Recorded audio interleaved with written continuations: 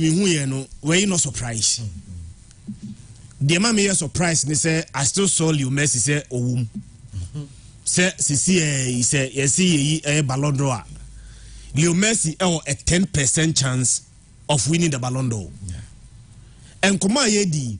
Say na ye can say Messi any Ronaldo a Europe die. Nan kan Ballon d'Or common die. Messi any Ronaldo film. Bandi.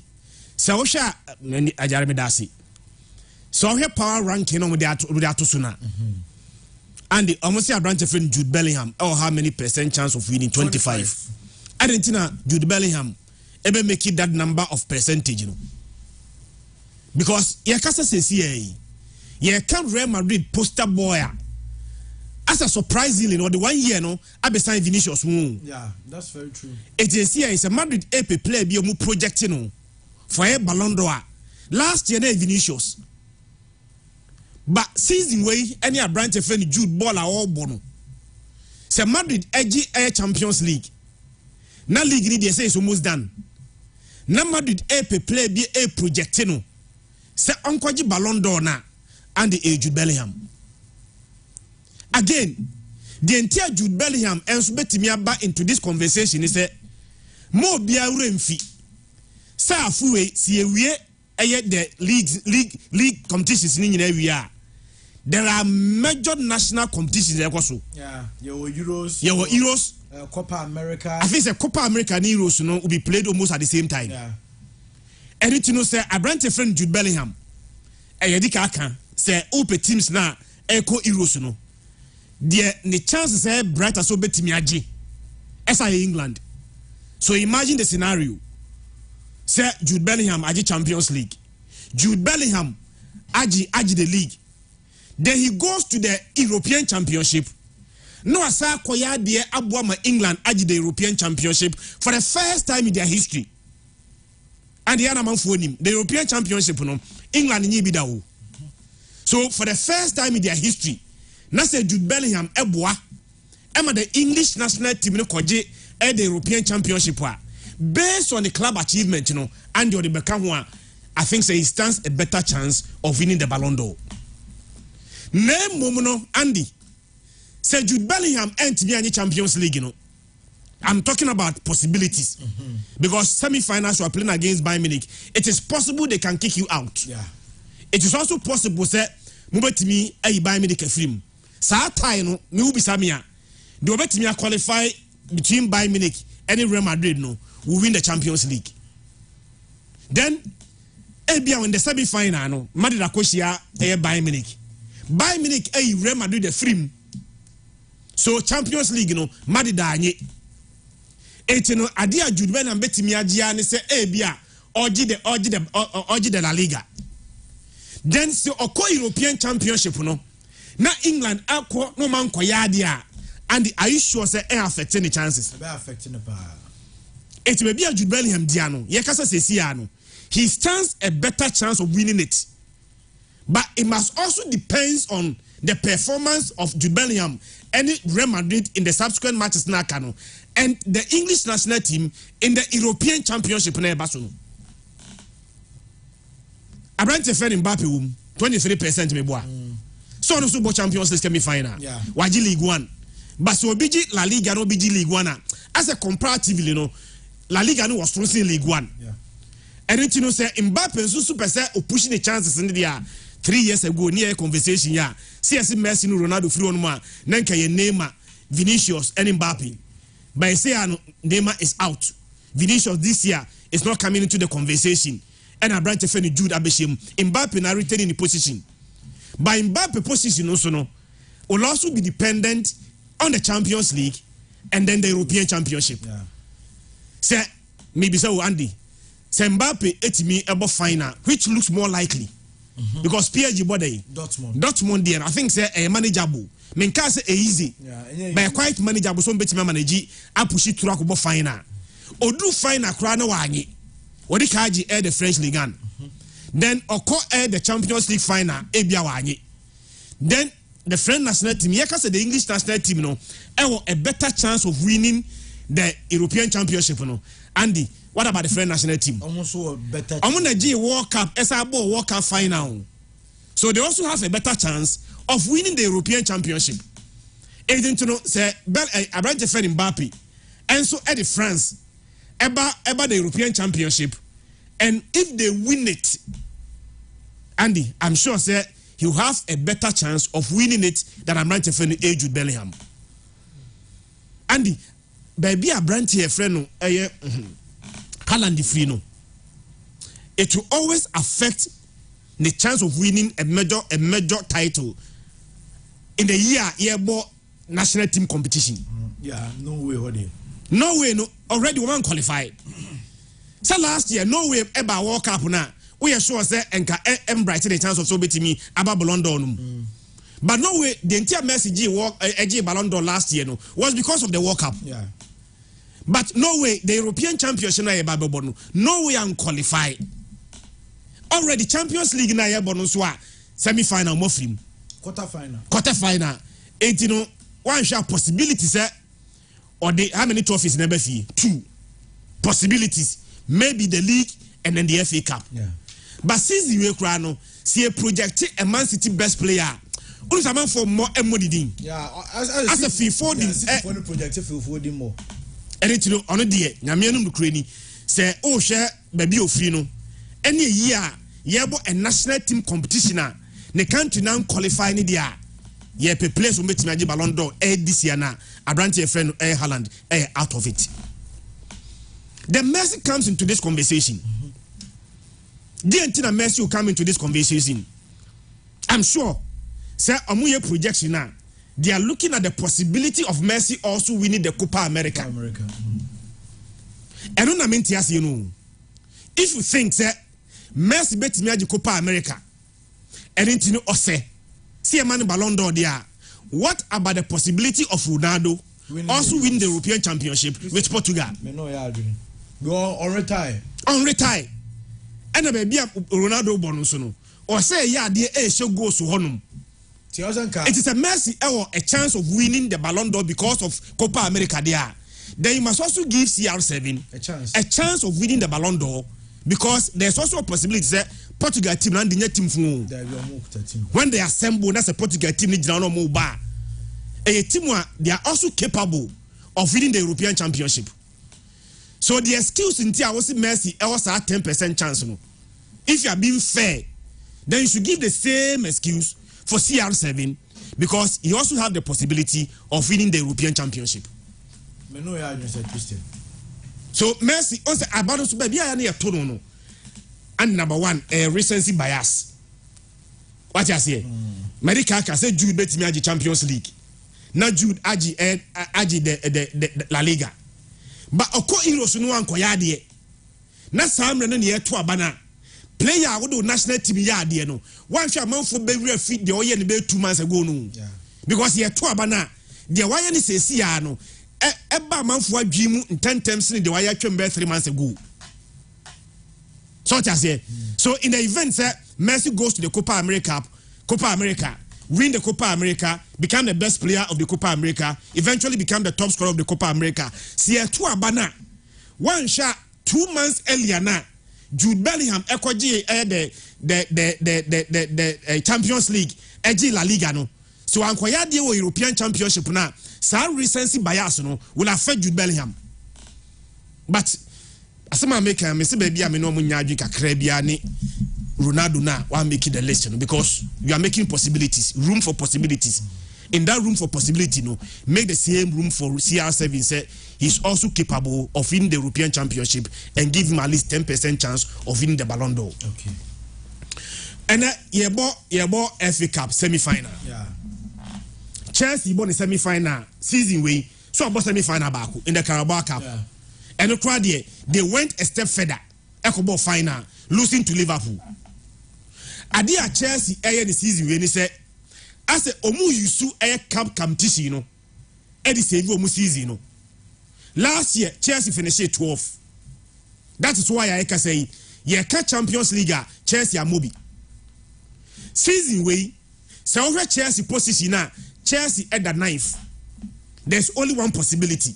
The gap between Chelsea any Newcastle or top 6 you know only 3 points pay and it's no Chelsea ya dia kra say Andy obesan Newcastle ho abedi seas say odi seas Andy say obo the Europa League I'm say 7 double conference what I say and our conference was say say there's a possibility say Chelsea 8 mid season Chelsea betimi abo Europe Andy Matete say Chelsea for no say amon saki manager Pochettino baby a Chelsea gina no Andy in the simple question Chelsea about final baako they lost to Liverpool what if possibility Chelsea edge FA Cup na are you going to say their manager has failed because when you one trophy as able a final of the Carabao Cup financially Chelsea edna a position on betimi asaki their manager and I will explain to you there be abete and a Barcelona for nisika and a one nisika Chelsea o sika kra na ye wo mra how you can pump money into your club onum say Pochettino akane 12 months in his contract okay the contract you know there is also the almost our 12 months next you know almost our a further 1 year contract extension 12 months and so let's say the two parties in the power they will then have to agree for 1 year contract extension and it cannot be activated because the two parties must agree coach must agree to continue and a team friend Chelsea must also like the coach to continue it is a 1 year no so let's say the modern born Chelsea can say we are not going to give you 1 year contract extension there's no problem but 1 year nenso ye no say Chelsea can say almost aki Pochettino and the one who Chelsea bet you about £10 million as compensation yes because or 1 year left in his contract say abrofoni that contract in his once you cancel the contract once you terminate the contract and there are consequences Chelsea terminate Pochettino contract na say ni body mon so anything no ye pamona a car Chelsea ebebo no about £10 million it will cost the Chelsea that much then say Chelsea can say or say could pay a new manager possibility say they must go and buy a new manager out of contract say this is possible be a manager now open no contracted to a club already so to be able to get that new manager no you have to go and pay compensation to get a new manager all things being equal my uncle Chelsea befa manager or out of contract but say Osaki Pochettino Chelsea ebetua £10 million on average na the omunie onum say financial fair play ye ka say ache Chelsea the entire ache Chelsea UEFA for manage Chelsea they say Chelsea is not playing under competition under UEFA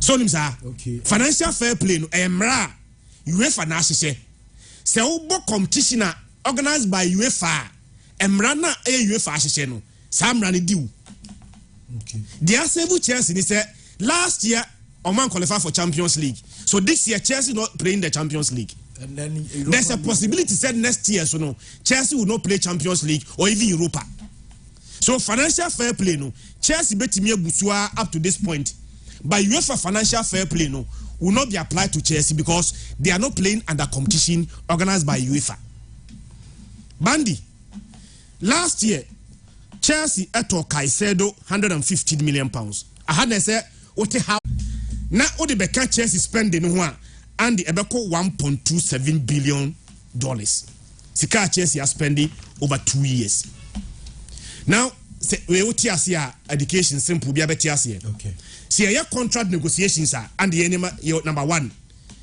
agreement of the fee first one me na me player no and the owner manager also pay me oba me club no one more the first thing they will do is okay let's agree on a fee me wa so you agree on a fee so be maybe about £100 million the next one what we call payment plan and the club didn't want more payment plan no gauta ganama usika nie onamini etino say also pay me player na £100 million there and you may £100 million ni nyina and yes me my player nko okay ebi won so a ebia me mo twa be 50%. Now remaining 50% no Andy must spread in the bill 2 or 3 years now what ya. So if a players na Chelsea signed him last year na Andy contract Chelsea di mo. Chelsea signed Wesley Fofana for 7 years. Chelsea signed Badiashile for I think 7.5 years. Enzo Fernandez Andy 7.5 years. Mudryk Chelsea signed 7.5 years. Noni Madueke Chelsea signed 8.5 years. Now the reason why I feel Chelsea were smart is say Andy onum say Abranti friend Kaisedo Chelsea told say 115. Otia Bontia Wadjumba was say Chelsea etua 150 million pounds at a go. Chelsea anyanisa. Chelsea equadi be friend amortization. Amortization is say me no agree on a fee say 150 million pounds. But 150 million pounds no, I'm going to use 7 years to pay the 150 million pounds. Mejidi says a length of time na Chelsea editia player nintino and my player boy dinsa. Okay. Which is yes, I met Tomadi na bear 20 million.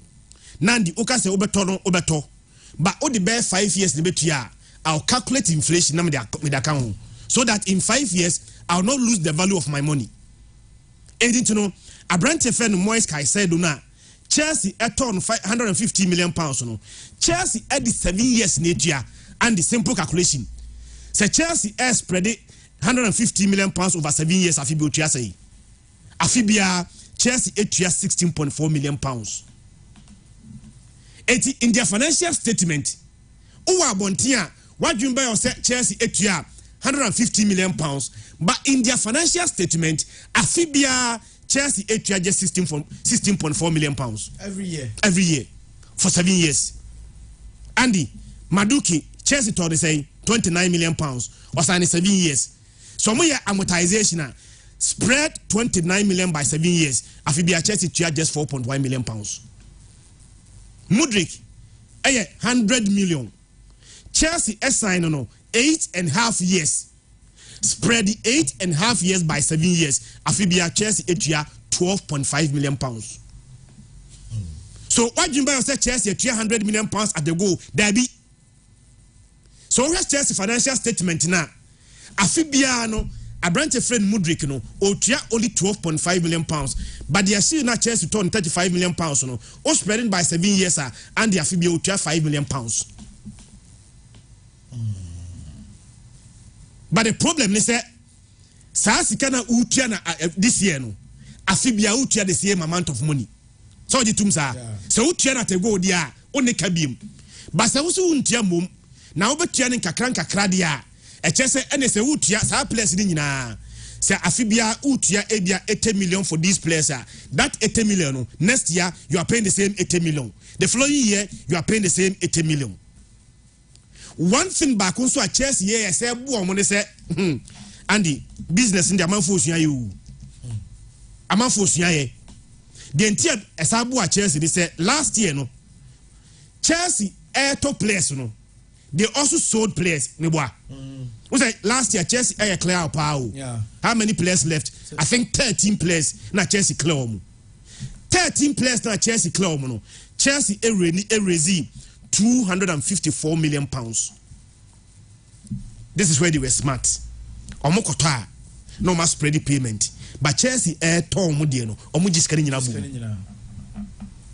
Editor say amortization. Says Kana Chelsea editors our players in Yinano.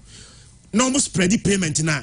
O calculated in Yinabumwa. Sika Chelsea torn yena unyano. It's meet us our place in Yinaka.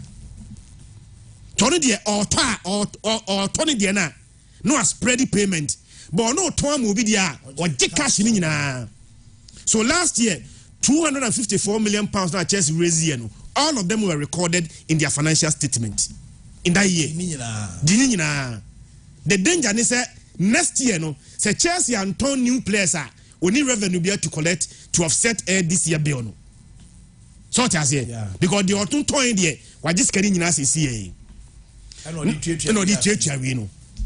Nemum Oba Premier League na UEFA for is smart. UEFA for say Samra na aman for take advantage.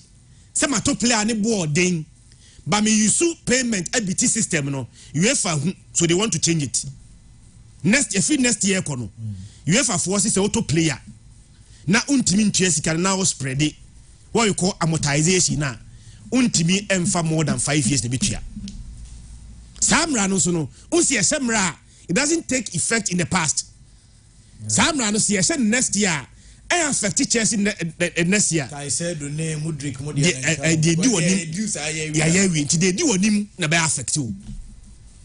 But the problem is in the Premier League, you know, Andy, my Chelsea financial statement 2021-22 Chelsea recorded a loss of £156 million. Last year Chelsea recorded a loss of £121 million. The difference between the Premier League and La Liga is Premier League ni dia yesi ye ma mfie miensa. Mfie miensa no eni kwa se oboka ebro £105 million. It's ebia betimi aboka be £300 million this year. No problem. Next year obetimi aboka be £100 million. No problem. But the third year no, I was also making sure say £400 million kind of bought in the previous 2 years, you know. What is so about £105 million? Till last year now, Chelsea bought £156 million. I mean, last 2 years. Last year, £121 million. And if I book near simple calculation, Chelsea last 2 years, £156 million. Last year, £121 million. Okabomwa in the 2 years, you know, Chelsea edika £277 million.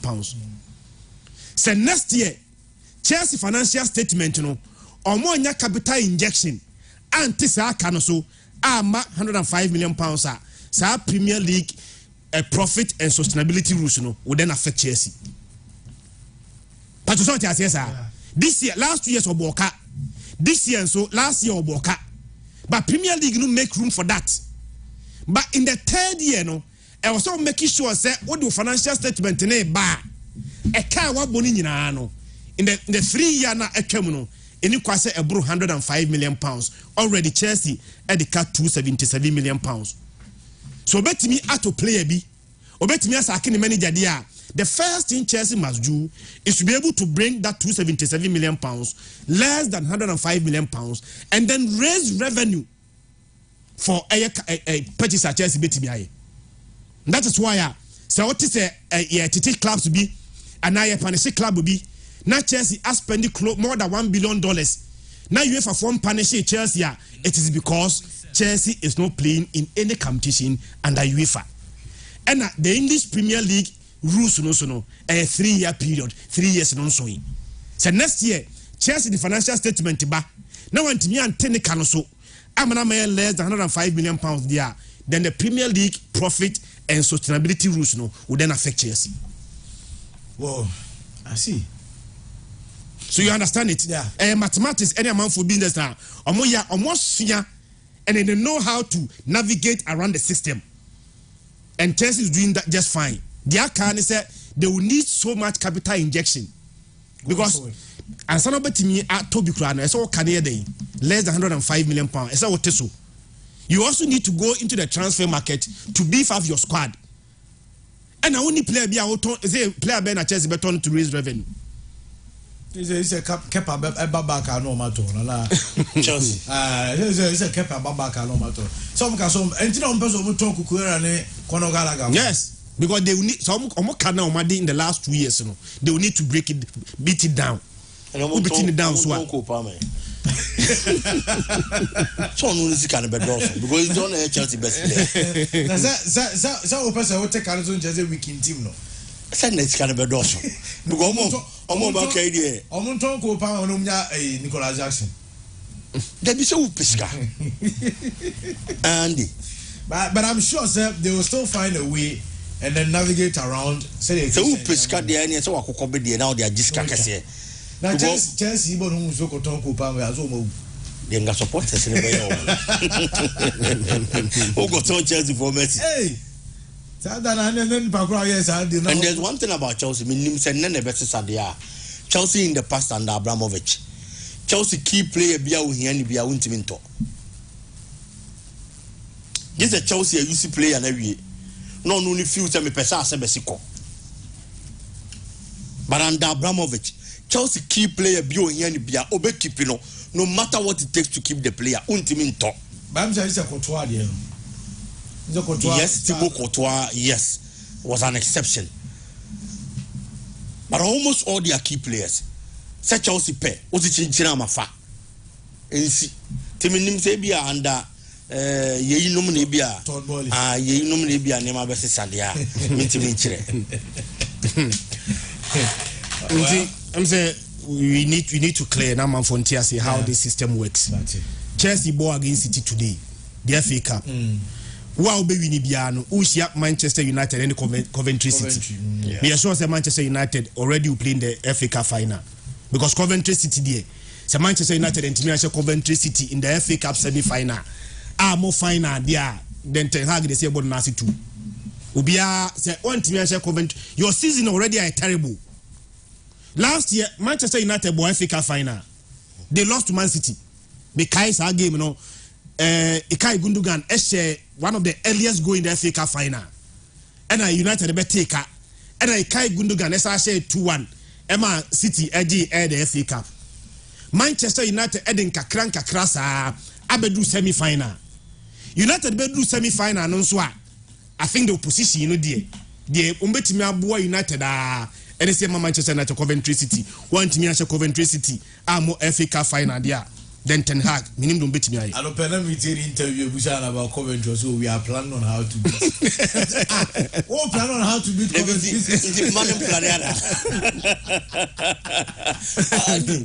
What the Hagen planning?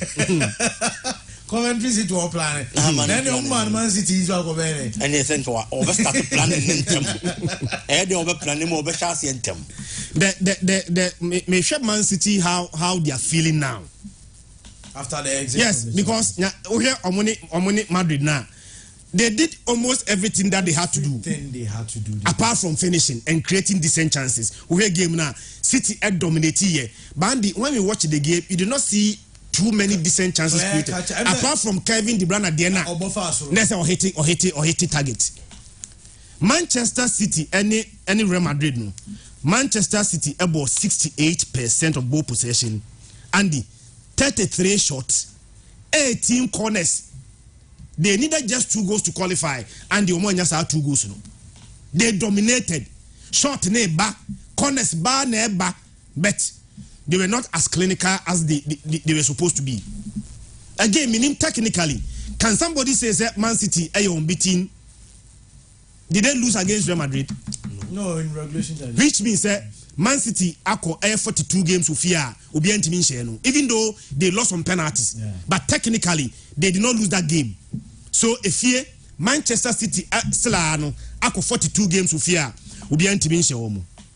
but adia bakwa any United City afane say number 1 omo minim ebia City pep ebetimi boost morale down and a rest time no the ball they play Wednesday me boy. Wednesday how many minutes? Almost 120 minutes. And in between that period no Chelsea are more competition bia. And then Mauricio Pochettino say they should take advantage of City 120 minutes on ball last Wednesday. God, that time that Chelsea were free. Chelsea home Monday home sa obo Monday no Wednesday na City bought Champions League. And a Champions League na City boy no they played against a tougher opposition and the Obewe no break. And on Wednesday here. Now, on say in the FA Cup no, Timwa abo semi-finals at twice no. Man City. Semi-final Man City bono. Ni 6 successive FA Cup semi-final. A record. There is no Timwa in the FA Cup. Wabo semi-final nko twaso maku nsia. City set is our record no. Season way on their way to the semi-final. Almost a Huddersfield, almost a Spurs, almost a Luton, and our last game was against Newcastle, and almost a Newcastle United. And the bet, say Man City, the previous F5 FA Cup semi-final no mabono, omalusumi miensa. We almost 6-1, meaning say Also, Omunyamo way meaning say about 5 dada. 5 now Mabo in the past, no. Baby a Man City any last limit in the FA Cup no is already the semi-final. 5 now Mabo Emumiensa FA Cup semi-final and Umufrim. Baku was against Chelsea. Chairman Andy Mikai was it in 2021 FA Cup semi-final. Chelsea Man City 1-0. And that is the last time Chelsea in share Man City. Since then, Chelsea in Manchester City ako 8 games. City remain unbeaten in those 8 matches. But the advantage for Chelsea is that City shall almost 2-6. But the last 2 did not pay draw. Chelsea shall 1-0 in the FA Cup 2021. 8 games at Twasono. Man City lose CB.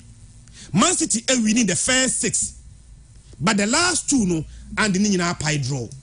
And this will be show 2-6. Now only initiate the last 2. Now the last 2 ni pie draw. Are you not making progress? Yeah. So you're making progress. I think that Chelsea will look at that and see say they are making progress. Andy, a very difficult game for both parties. Ubia and because I'm not sure that Man City will underrate a team and friend Chelsea in any way because only now about 2 matches I want to mention. But 2 teams never into this game. One is highly motivated. I think Chelsea. Because the last game Chelsea won 6-0 against Everton. Yeah. Chelsea winning 6-0 their last game against Everton. And what about this game? And someone for a dream as well. Chelsea last 8 matches in the league. Chelsea lose 8 matches. So they are building momentum.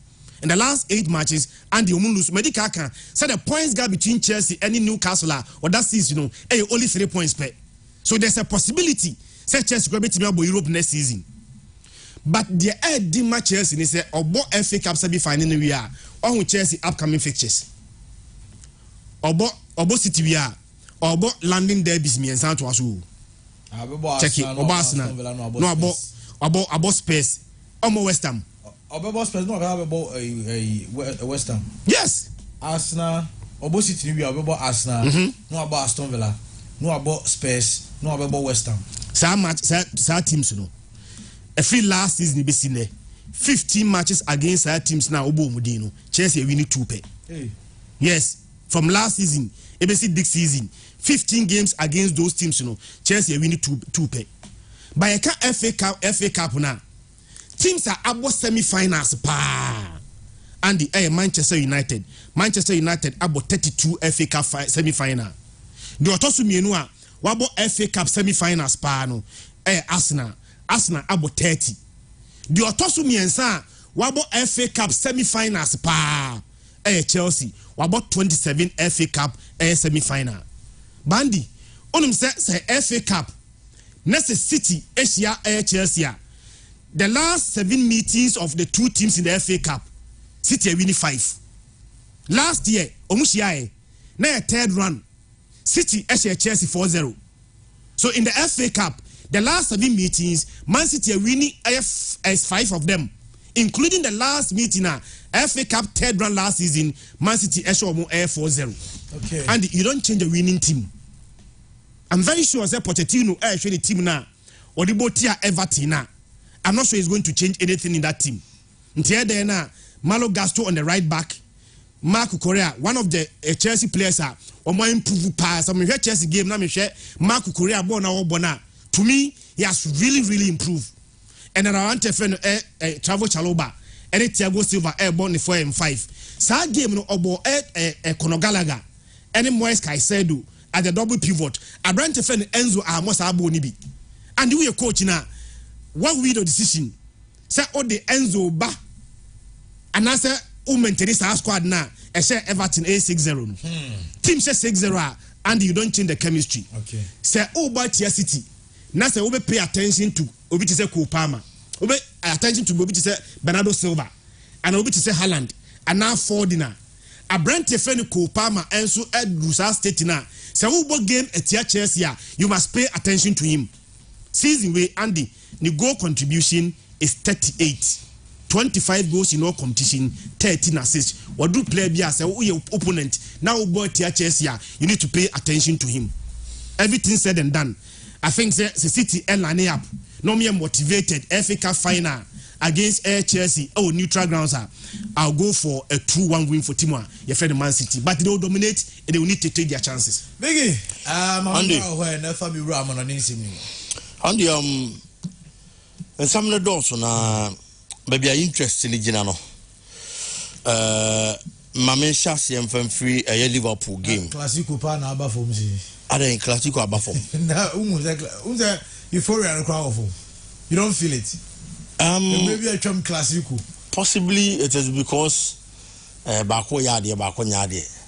Mumpes camera now, I'm league and I'm Yadi and we are Bassa for. Are they Scabano? Nice is so. Oh, is it? Ombasa ton livers in the video. That will become I'm not tombre body video about session. It's robust at the on this case, so co players who could diano. I had the only player. The other game among the crowd. And the Liverpool ni Fulham. I did boy ni Premier League in the morning. Now, I dear about I had this first child and they say. Ebian Kabaka say oh straight away Liverpool at the for the 3 maximum points. Yes, and only that. Liverpool side are open league. A Liverpool side are open league and only that. But coach Marco Silva, one coach, or a very difficult to beat. Whenever he also feels on to be here results.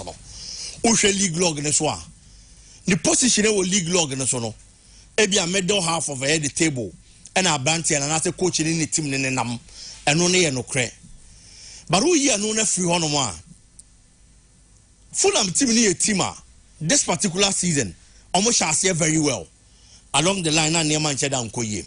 But any Baba Bessie Sam Radio near Massa so much as your mobile Liverpool on the other hand, and if bre unbreakable game way way different compared to any bre Americans and normally the Premier League at the start. And you ain't be Americans assemble. Liverpool a coach mid-season and announces say both season ni bia onu coach e friend is judging club enya do betimi ato asobiom e dia ma Liverpool boboko no enti this announcement ne bae no obi odi football achi bia e hwe papa na djuma odi be hwie na odi afri Liverpool team ni mu because ade ba ko football ho say no matter djuma waye time a wo free team ni mu no e hono mpa na nipa dodo na be kai wo enti na akọ comedy mu a one of the greatest rule and they say you leave the stage when the stakes are high or the applause are high. It is a giant club announce it. So Baba be free Liverpool team more than Liverpool not all. Looking at all these years, after 8-9 solid years, our Bayer Juba or Liverpool. Champions League, yes, Wajibi. Premier League and Liverpool are fighting for so many years. Almost team in Kaino. After Bayer 30 years or so, Papa Netimi Ajibi Diama Moa. Abra Obaba be free one of them. Jumana Diawaye a no cre. But Ankebeya said. So that climax here, Jumana Wayeno with trophies akese. Liverpool are get trophy with this season, but me cut trophies akese. And only bro a Europa League in so, and only bro Premier League in so, and bro FA Cup in so. It is already Liverpool a Juma judging club aye. Bre we over be jati mo no makwa. Andy, every trophy be SSN ka Liverpool won by this time and call fighting for Biano. Liverpool team no after winning the Carabao, out. FA Cup Liverpool in Kahun. Europa Liverpool in Kahun. The only trophy Liverpool in contention is here. I'll bet me win at any point in time. Now you're likely, highly possible in the Premier League. It is a BB Liverpool fighting for BR this season. Abono. That's what I'm Kahun Bioma. Attention, you know, switch it and the Premier League in and just exactly what Giant Club Soccer after went to me and qualified against Atlanta. Wasn't now the 6 matches. So straight attention nina. The 6 matches in our finals. Yes. Almost all out. And Jurgen Klopp is one manager. Andy. Ebia Premier League no buy on G baby. No credit. But if not for Jurgen Klopp, and Pep Guardiola for Premier League to send a Japan yet. Within these years I can watch them. I'm poor and no so Pep so Casano. I said the last 5-6 years there, the man one man competition in the Premier League has been judged. It is Jurgen Klopp. Say no. And Pep Guardiola for Premier League this and the Japan here. Because this years I can't watch them. And back open a Jurgen Klopp aje. and sabako no na gye no why na baba be shema watimi agibi. It has always been about Pep Guardiola and Manchester City. This is the manager we are talking about. It's young found say all these years in the back open our general. He's the man who was saving the Premier League. And I say all the other teams, our Premier League him, and free Manchester City and him go him. And Kenya sir, Premier League now you move feel say highly competitive because a Jumana Pep Guardiola with Spain. Modern man all with Barcelona. Or few of them called the Bundesliga. We always said the Premier League is so competitive to the extent say Pep Guardiola about no line or Messi I want to be dominated. But about Premier League, you know, it's not dominant enough. Why Jumana ya broso and Pep Guardiola, any judging club, and a young conform with Taiko toe fighting for the Premier League title. And then I'm saying, and I'm Mikel Arteta Bebu Remu. I make us for the past season and this season on that kind of competition. At the so be manager bet many Pep Guardiola ko 2-2. And the Liverpool supporters nation. Omo mu di bobo ko na chi na hwe. Se judging crop baba be kwa. E no kra wa announce waji yefe on the amayen. But anka ye ni ba gisen ko the Premier League ne be so the amayen. Na ko the wie season no. No dia climax ni mo de ma wa baba be bo. This season already, Andy, Liverpool are kind of awesome. Only Fulham Medica on 2 different occasions. Even 3 times. 3 times don't watch any Liverpool are winning 2. And our draw 1 with a Fulham. We train if you want ma. On the last 5 meetings, Liverpool are winning 3 and our draw 2.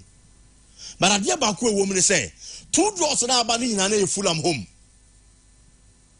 And as 2 draws na here be eba. 2 draws na abem no. Ni nyina e koso wo Fulham fie. Eno na ma game ni ehu de ma Liverpool in their last 5 meetings. Kevin Cottage ho. And on my last 9 matches were Kevin Cottage. Emu 8 I resulted in goal both team. It is a Liverpool Kevin Cottage. That's for 2 blow now. Fulham to be and yet total defeat and family Liverpool. Another total defeat in Fulham. And it makes it difficult at the Liverpool. Liverpool beshe. This is inside the Medica Cano. Almost 3 times. 3 times the Bakuya in the league. The Liverpool winning 4-3. Oh, Anfield. Some match by force cash out to be a hard boys and the 6,500. Madda. Me say many near Liverpool 3-2 80th minute. I want to cash out. Now Liverpool are better in the 87th. I said the winning goal in the 88th. And that was our come. Fulham stretching Liverpool. Liverpool shot first goal, na Fulham at it. Or shot second goal, na Fulham at it. Na Fulham are better third goal. 80th minute. Obi an oche game Libya feels that it was done. Liverpool into Minyare.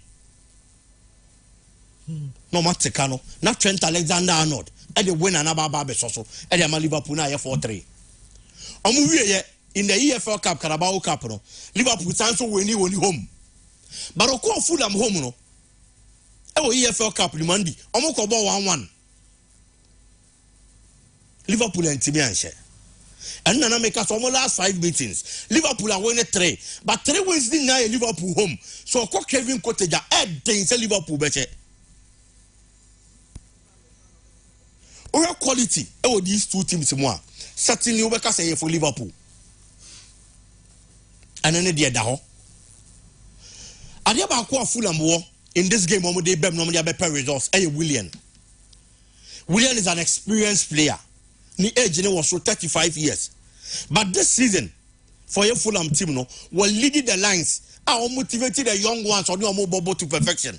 And there is one thing our football more. When you get players, I only more that understand the telepathy. A Buama results in the back. Rodrigo Muniz, who is the striker for Fulham this season, our Premier League match 8 goals. And there is that partnership between One William and whoever they meet, defensive line be a difficult demand because who are Jumaye. Abrantiani a Brazilian, and One William star near pet. And they understand each other when you move on. And I know they bought Fulham team very well. Alexi will be so better on the other flank. Alexi will be mount that grade A performance every day. But there is something about him. On days Anema Beko Yadiamano, no, a problem. And you don't know the day Anema Beko Yadiama Alexi Wobi. A two Shannon says down also. Liverpool was central defensive line and strong. Virgil van Dijk needs no introduction. Ibrahima Konate ain't here introduction bia. Obianim the quality. Yenim the kind of football I'm not telling you new way Edinburgh Liverpool, especially this particular season. Maybe especially Liverpool you careful for Trent Alexander-Arnold position. Because our Honor William so that. The experienced William and so that. Liverpool are you so mobile attacking football. They are going to attack you. And no more attack it so the last are support any more on for no. So they always have a lot of numbers in your 18-yard area. And only idea about Liverpool power. But who attacking now who down lines in our honor. You should be cautious. Say player no that's our position here very experienced and we'll see what he has to meet me at all. And only a problem about Liverpool be facing in the midfield. Possibly end on about the defensive midfield position. A bit difficult to the Amano. He's a good player. But Premier League in the Bonnet, I thought Diana is different. It's when a defensive midfielder from a robot star. Oh, Premier League anymore. I know the Taiboa. Fulham was hard yet be. Oh, but Liverpool in Nibi. Fulham or Paulinia. One of the strongest defensive midfielders in the Premier League. Consistently, what China Bob say yes, about football now in Bonabo. And also Subo home no. At least you want to give the fans something to talk about. Into the midfield battle. Liverpool team win here. The day is for Liverpool. But if they are not able to win the midfield battle, more problem. And Paulinia, any Andreas Pereira, one of the most experienced midfielders in the Premier League, he got the opportunity to Manchester United at a very young age. Ebia on your grade A midfielder, yes, I know correct. But experience, Premier League, the Abrante will be power. And meeting players, McAllister, Soboslai, and Wataru and Domono, they are good players, but experience at Pereira or Premier League, Nibi. And that is making it difficult for Liverpool team. And even one of the Mohamed Salah Beye, Oman Kwanka Krebi or Behau. Darwin Nunes, yes, in Kakanka will improve your Premier League anymore. But there is still problem. The chances he gets, I am going to convert a lot of them. Missing chances, Dudu. Yes. Only one in Famano. No, I say 2 or 3 glorious opportunities. All side chances too much. And the central defensive line of Fulham on Sony Mranti or Momodi Mono was through Tosia Darabioyo and Kevin Bassi, the Nigerian international. These are good players. And it's going to be a difficult game. But I believe that judging crop attention or the Premier League in the son. Because he knows he's out possibly from every trophy I'll compete for. And then that's one ASA. Or bet me the Premier League title for the second time in more than 30 years. And Yama Liverpool team, and no Nebema supporters and what Tom or money budget. And you know, Crew Jao Mohonum. But at the end, I would Jao Moho, and they said you took a Jauma. Then I would Jao. And I believe the title chase, this time around, this team is a free Europe, and it's going to make it extremely difficult for Arsenal team. Liverpool, the attention in your Tiana Liverpool Fulham, you say. And the goal both team, rest assured. Goal both team. Yes. Okay. And then I make us almost last 9 meetings were Craven Cottage. 8, I was watching goal both teams. Okay. Rest assured. But as to who is winning, and they difficult. But maybe a league in a Druno. Found say ye Fulham home. Say Fulham better thing. But Liverpool to call Horma Ayana on share but on draw in their last 5 meetings. It's possibly a double chance for Liverpool. Double chance for Liverpool. Yes. Not meaning Classico no.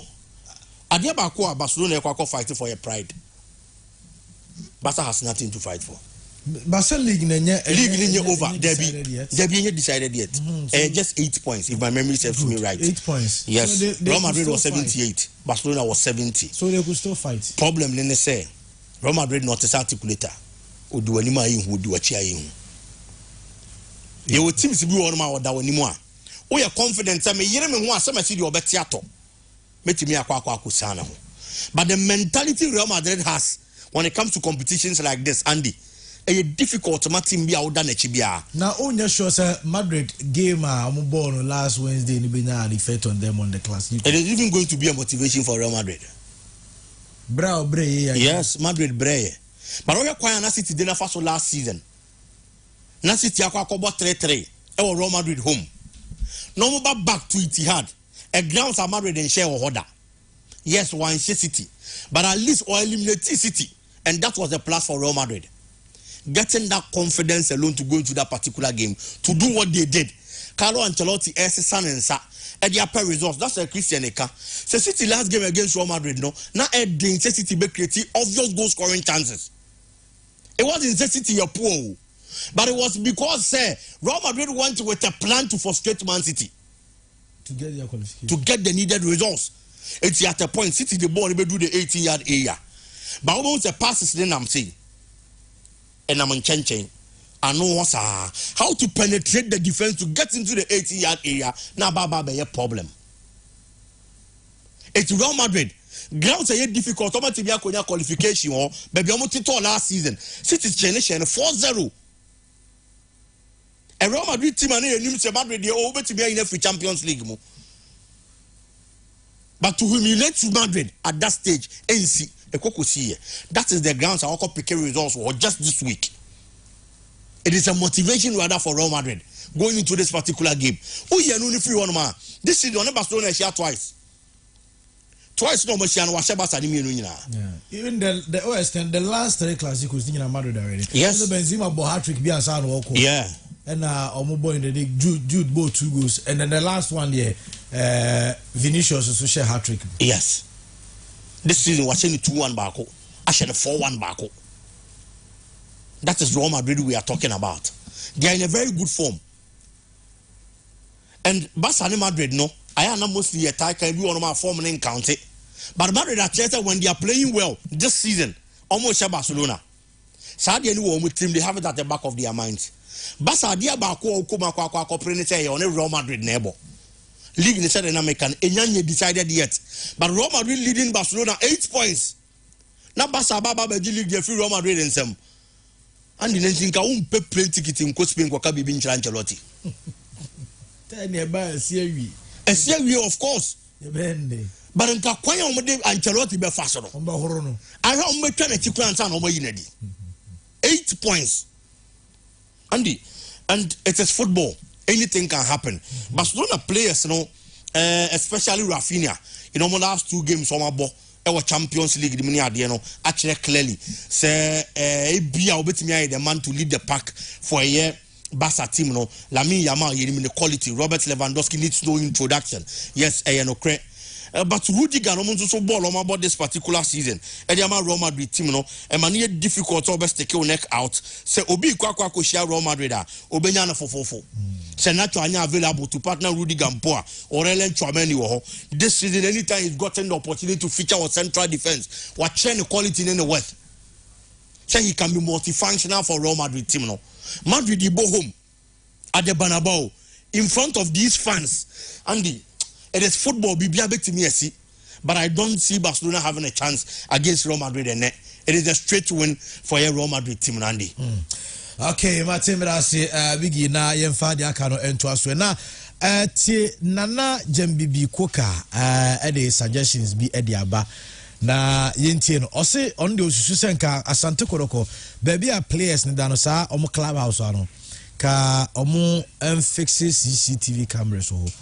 Now, me the reason why, but the players need free war, almost the fear, almost the girls, the free war, they should begin to put up measures, ever controls, anomaly, say, and Ukraine, then penny for among and some of contrasts or Inkita deal, or meetings, almost per solution be a massage. Now, how do you do?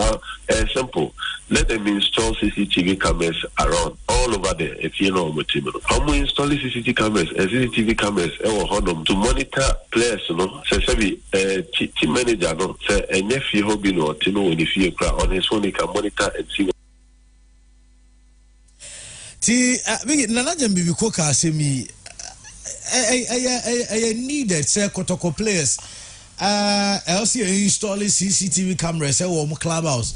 Well, I say that boys need PA, the girls about, but meaning obi boko to kwa nti ontimi ntwempena na and ana no ka hon ma results nko CCTV camera there team clubhouse here very very important name omom fanchi akromfo no mom fanchi illegalities I be koso with team in the clubhouse any play or then a girlfriend e baba beda na footballer crampo mi nim die nti esese wo de girlfriend koko huri wo asem na ye kana sa no e clubhouse yes I no kre mostly in football senka teams clubhouse there and paying bebre na no e teams re kwa kwa Premier League game anasom ko league matches league match no kwa ko na bi o mo campe e wo clubhouse o e bia obeko camp Friday Saturday Sunday wako ball game e bia obeko Thursday Friday Saturday Sunday wako ball game and only a different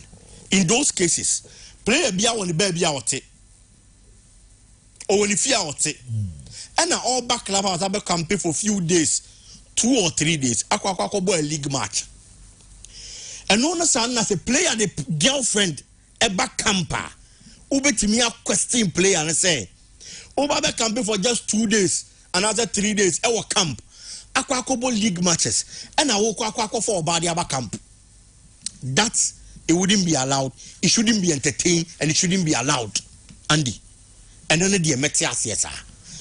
But in this instance, as some people go players in the clubhouse on number one, they are not going to camp for 2 or 3 days at Premier League matches. If the players are going to leave the clubhouse, not just a breaking league, that is where they stay during the league season. A honorable normal say, now say you bully give and as a break biba now bakwa sra busuafo now we free clubhouse no akwa sra busuafo baby omo bia. So is he telling me and I say is he telling us say play our girlfriend that and go play our girlfriend a man mesra na say as go play and one year e man mesra na and it's na make you see what outside e hono no player bi atene ba bi nko and a clubhouse ni siwo eti ye ko league matches ani e share clubhouse e bi 2 days 3 days they are prepare ni akwa ko boy league match e hono ado girlfriend dey bad am problem. But in this instance clubhouse on a player and it mama use Jeremy Injitap as an example former Cameroonian international obebo Chelsea for 3 or 4 years continually Andy Unim papa na nto fi wa han fi Orlando not Chelsea clubhouse. Are you telling me say a professional footballer about Chelsea not a clubhouse for 3 years money girlfriend in Mesano money here in Mesano Debbie said dynasty one no memfa Professor Kwame Che time and the past management time in your example a lot of the players no be our baby ote ebi ebi mu one of my players be 4-5 na ebi o muti fie ba akom ebi o 2 no muti fie ba akom ebi o no nko na oti di fie mu eno ne girls be ba besra no ne yire no be ba besra no but so champion mu nyina o fie ba akom a e ti say the player ne te ne ba bi o sabre na obi ate ne ba bi na ye hia wo camp no ebi a ye ba be camp 2 days e wo hotel. Na player na ba no de girlfriend about you can question the player. But in this instance clubhouse on a player and it for 8 solid months say player no girlfriend and also yeria and now down for man mesana na that's a because yam for the season here 8 months and not the clubhouse and 8 solid months almost season no scientifically it is proven say sex crampo ma active only say we as bibia amro so na ye bone. It is a player 8 solid months. My player may have a sex. A professional player about Antikotoko. Almost everybody in the team are more than 18 years. And you're munina. But almost all of them, about 90%, are more than 18 years. Hendrik and a girlfriend, 17 years. Then what 21 must sign contract. And for me, CCTV camera are very important. But almost CCTV camera and financial for. Any illegality say be because we come men can say to players ya cron for but there are times that wherever there are more than one person and after there is more than 2 people obi betimi afọ obi bibi mommo CCTV camera na momfa nhwehwe saa niema no obi akofo obi ade ebia ye hu o camp na akofa problem aba eno na chese mo bo hu CCTV camera but player de the girlfriend e ba be sa no player na yiri ba be sa no de andi untimi blame player no so mo person mo ye ne saa de a ene mo mo obi an konkɔ tena ba bi ene de ye hia 2 days ja kobo league match a untimi fa girlfriend mba but say honom na ote na obo entire season ne de untimi nkasa man mfa ne girlfriends ne yere no mo ma ho there be because ye hono ote Matibera speaking me co Christians but enro ayenya a correction I say be here after yes winning bonuses no yes winning bonuses no me can say 1,000 Ghana cedis both home any away yes enra upon further checks no enye 1,000 okay there be enye sanity unse first round na team din team nhye and the team din team nhye no ena omukọ sha aka Lions wa aka omo share na the IMC chairman na kwesi apenkrewu a emma omo 1,000 cedis as a bonus so it was only increased for some match en nko but kotoko bonuses no 500 Ghana cedis e wo home okay and 700 Ghana cedis e wa away but the bonus I can want them say omo share 4 to aso a na ya ma 1,000 cedis no and the sanity okay merci for the correction as a Christian Nana Jembi ko ka asem ya odi abi o say asante koroko be bia players net no omo CCTV o na players omo do omo girls ba o say bi mu hwiri wo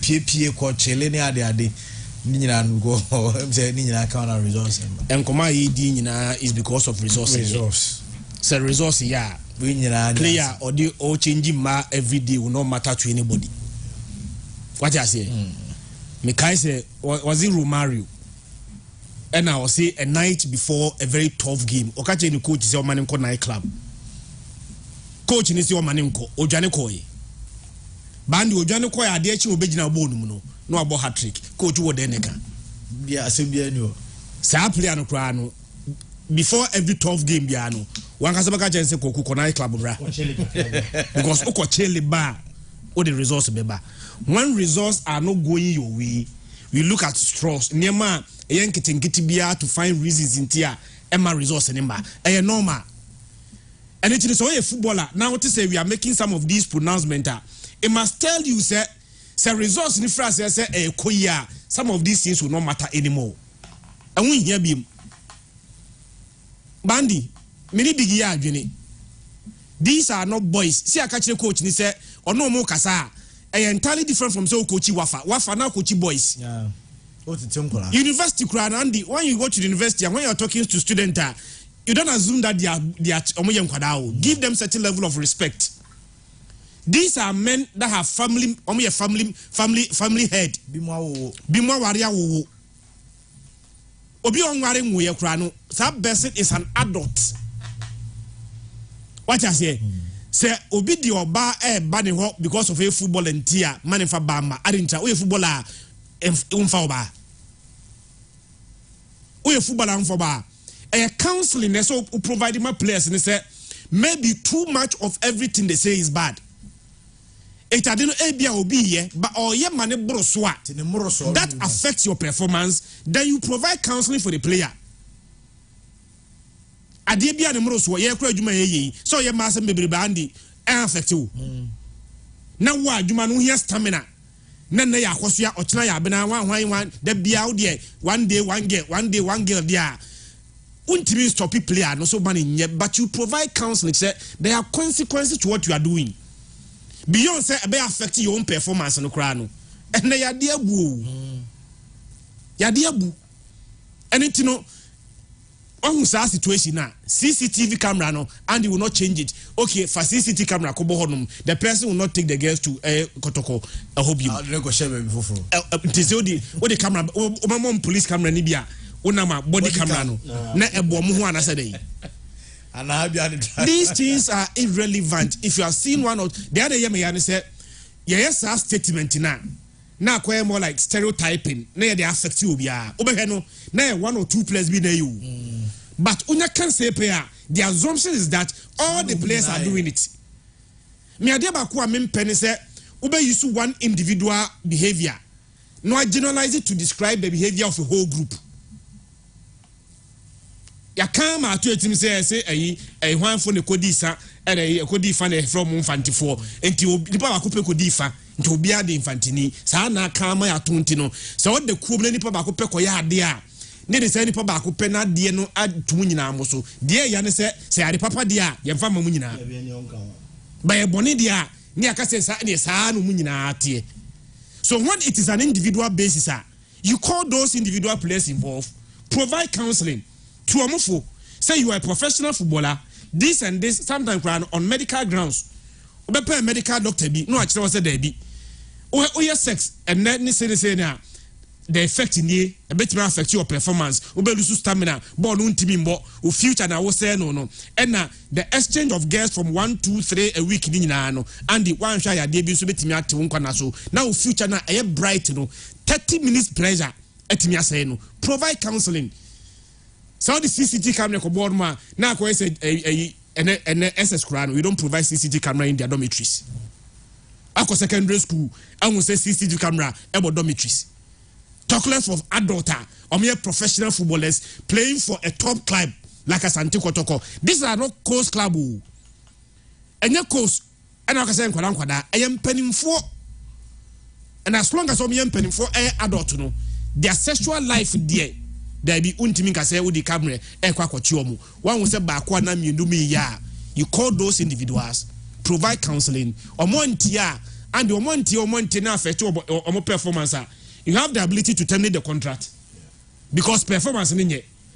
But we cry Andy, oh yeah no, yes I na there be oba no deliver ma no and the one shall cry terminate contract because we provide counseling ontie oguso no ye but obedra park no so dia oboma.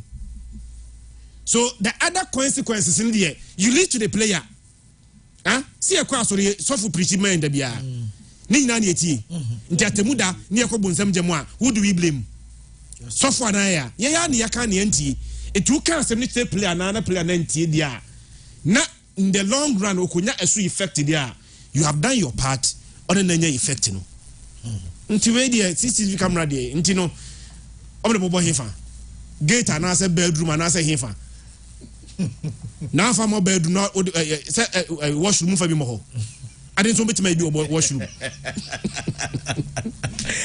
Atesa Christian ya to aso na Chastela enso the name media to jana Chastela on Ellen Haaland intie ne kasapa ne bobo no bon de me say Ghana cry house of folk started Haaland me say Ghana on started house of folk why me say on started house of folk first 11 one start back na bench Haaland born on Haaland oji go kino Premier League mu no me say o best start to bench na we cry mu ntwan yo fan crown command say me say oba house of folk Ghana on started house of folk ne born on born two say big be ultimate mo say o ye player ultimate mo e be na ultimate house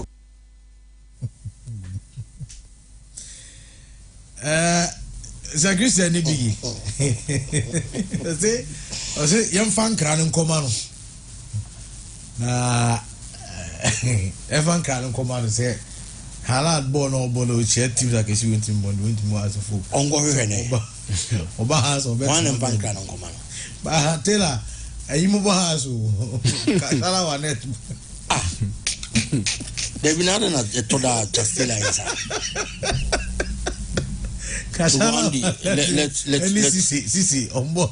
Let's be serious. And some be on my etoda Chastela can. I am impossible. Honestly speaking. And no the seriousness are not they can just who can their group you. You know a lot of strikers our Ghana Premier League more. Ebinum jigo king wa Ghana ha say. You took on your Sudan 6 months near terminate your contract near Befie. You took on your Ethiopia 5 matches near Pem near Befie. You took on Libya. You took on Qatar Kobo first division. Emma your boss 6 months we are your contract so you extend them from my you renew near Pomo near Befie. This is the league we are talking about. Men disrespect you be about hard to folk Debbie. But if you are looking at the current crop of strikers that were hard to folk. That's what Cascade say. Selling Brutal and Baha to Fuka on started or better na bench. Like Gentin was a way about him. Gentia. And it's a green way creating about him. Like seriously. It is a top scorer in the Premier League we are talking about. This is a young man who always goals for Germany. People said it's a Premier League anymore than about 1 goals. This season, and the heading come out Premier foreign leagues anymore. That's a Christian Eka. Said this season open Manchester City best player. And now the Island Brutal and Dean about him. Debbie Obeka Ford in nom. Ebi Obeka Rodri nom. But even with that, open more match goals because you Premier League anymore. And then Butalan, and as I say, Kopama Babekano, 20 goals. And 5 assists. And I think this is even not worth discussing. Contest, Ebia contest, you know, Obezo say, born in Bankasa. Me sure says say born Bonankasa say Eddie Born, but Babono said it, was it Jimmy Carragher because Alada and Shigua or to say League 2 player? Yes, but Bono, the ultimate of every plan, strategy, anything. Go. Say Obishigu and I show. What you say? Bono, so once a manager be any tactics, me sure say Ancelotti any tactics against Real Man City. Against Man City, no. The business is okay, we are not going to concede. Yeah. Man City in Sutati said we are going to score goals. Yeah. And who will play in the Juma and say, others in Juma no in Shegua. That player is playing the role perfectly. He's like a goalkeeper. You don't expect a goalkeeper say, Omobo a centre back, and Omobo number 2, and Omobo number 9. Najuma on the Oya and say, on that goal post to Najuma said, on Chimbo, Najuma no. Their strikers said, Najuma said, Bon, Onimbo. What I say? Okase Haaland and drop it back. Na onye Suarez, onye Hurricane, onye Lewandowski no more than almost said anymore. Hurricane to me more like double number 10. Yeah. Bon onye mi more, but me drop it back, beji ball no Bobby. Haaland ntesa. Ne dia ne se wonso ye adwuma ne mana oye finisher. Mo ma adwuma ne nyina no. On the cake ni tua so amamu. What I say? Icing on the cake. Et you obi o yes adwuma ne mana. You don't underrate the value of that player as a Bon Onimbo. Andy, for a different striker, a 2 Man City team room. Nebisa won say one share goals na Haaland say so nyade no. One share won timi meet sa goals no. Say no mo Gabriel is. Or a striker pa. O Gabriel is going to say injuries limited. No say na Bono say no mo say Joku na Aguero. I said Aguero say no share but one man said the numbers. On man Haaland numbers no. Edinzekomo. Edinzeko no nyina be ball. Numbers ni nuru Haaland. Etu betem say Edinzeko en start wa House of Folk. On can tell me House of Folk player back wa obe walk straight into Man City squad no. Maybe my so I say House team no. And Haaland in start. What you say? Yeah. Which means there are several House of Folk players better than Haaland. Omam back wa ene. So Man City he walks straight into Man City lineup back. Walking straight. Being on the bench. Like sometimes you oversimplify issues. Na yamana da. You don't disrespect a player. Last year in all competition, amount 52 goals, and to score 52 goals in a single season is not easy. Europe. People think that it be a tapping. Andy, let's go back. Oko YouTuber. Am I a compilation of the 52 goals? No, go and watch some of the amazing goals he scored last season.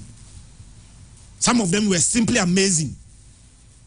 And you know, maybe Chancellor, who has to folk now, boy, and those time has to folk 2000 Ukraino. Haaland of today will start, and then it has no. Yeah, also na yebeba league matches. No, but Emmanuel Newton Dasuberi, IMC member, the Makumasi Asante Koroko. Watch your train, Simu Kakra with Kotoko, Kwamoko Menshia, any coach. Prosper Natugun and in Samahodu Piintino.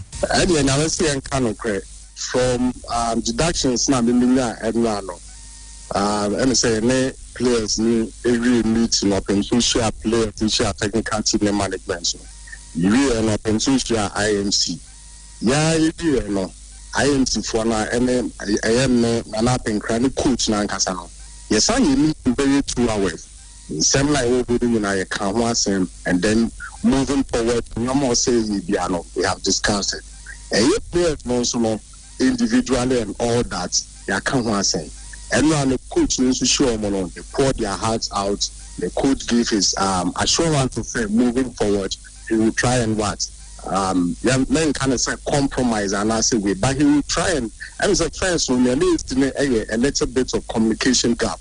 That is our communication gap, no, and also yes, in general, not thankfully a coach trainings. I know many coach can say, I mean, he was remorseful of all the issues that have happened because when you coach, I mean, he's up and coming. He has a long way in his career and all that. And he wouldn't want to say, and you might be say a bit jeopardize in a career.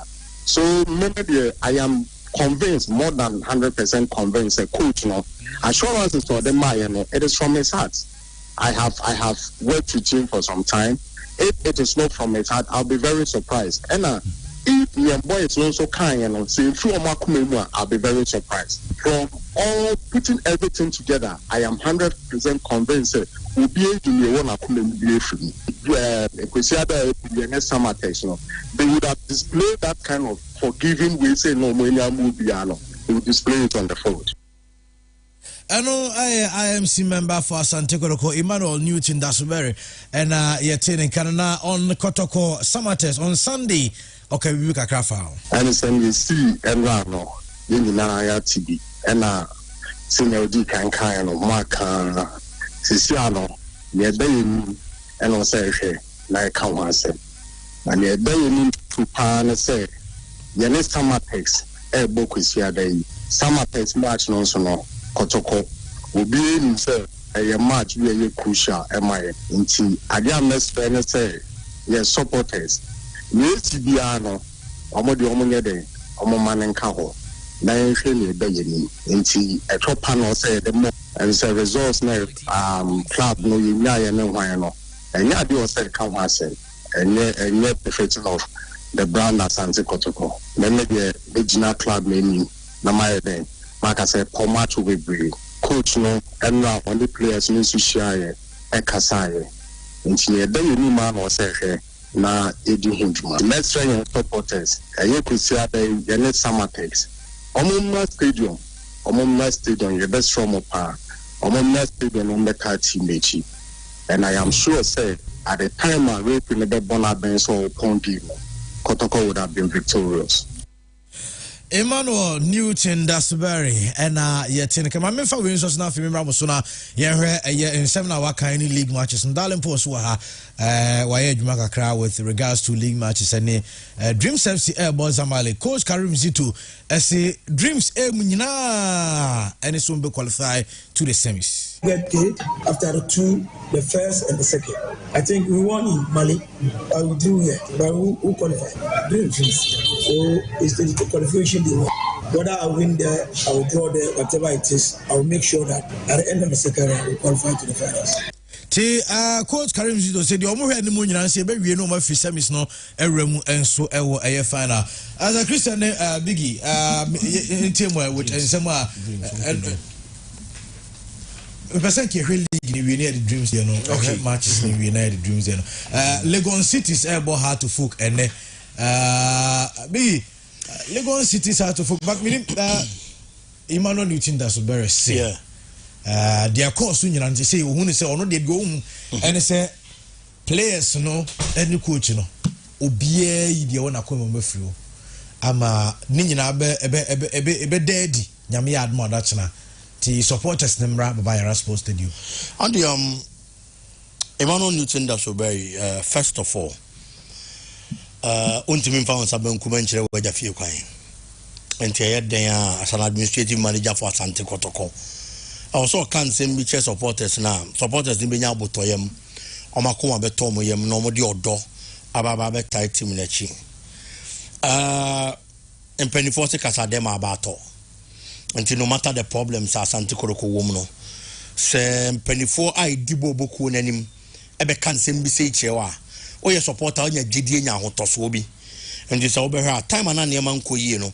A lot of the people were saying, say, and Pennyphone Marbon take a cash in chain, Omo Marbon take a Cabibian chain, Yantishi was Antico to Kobo Kodim. And these are things that supporters and expected. This season here I have criticized Emmanuel Newton Dasbury.